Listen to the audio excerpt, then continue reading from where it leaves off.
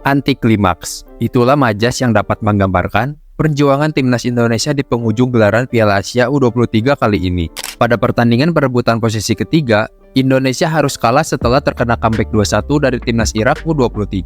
Garuda Muda sempat unggul terlebih dahulu lewat gol dari Ivar Jenner di menit ke-19.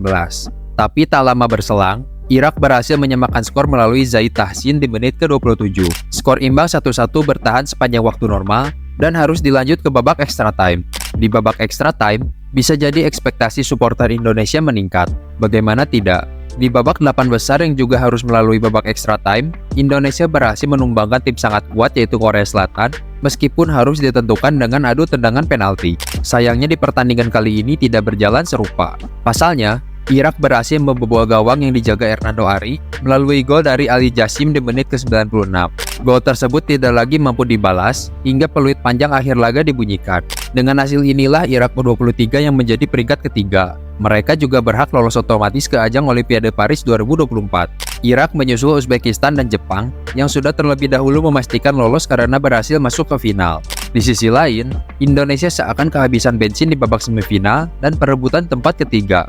Faktor kelelahan dan beberapa pemain kunci yang terkena larangan bermain di dua pertandingan terakhir cukup membuat keseimbangan tim terganggu hingga akhirnya kalah dari Uzbekistan dan Irak. Lalu bagaimana dengan nasib timnas Indonesia selanjutnya? Apakah dengan hasil ini kita tidak akan main di Olimpiade? Jawabannya adalah belum tentu. Garuda Muda asuhan pelatih Sintayong masih memiliki satu jalan agar dapat bermain di Olimpiade Paris tahun ini.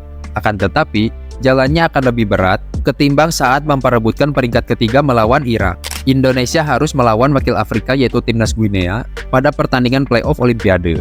Pertandingan tersebut rencananya akan digelar di Clairefontaine, Prancis pada tanggal 9 Mei mendatang.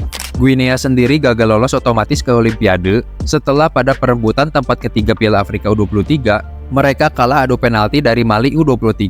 Untuk komposisi pemain, Guinea U23 juga bisa dikatakan mumpuni. Alasannya karena skuad mereka diisi pemain yang merumput di luar negeri. Sebut saja Al Ghazi-Mebah yang memperkuat klub Yunani yaitu Olympiakos. Ada juga Nabi Oulare yang memperkuat klub Turki Boluspor, dan ada Aguibu Kamara yang juga bermain di klub Yunani yaitu Atromitros Athens. Beberapa pemain Guinea U23 juga ada yang sudah pernah memperkuat timnas senior.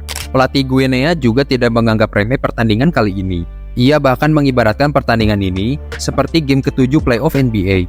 Selain itu, Guinea juga dikabarkan akan memanggil Ilaix Moriba, mantan pemain FC Barcelona yang kini memperkuat klub Jerman RB Leipzig.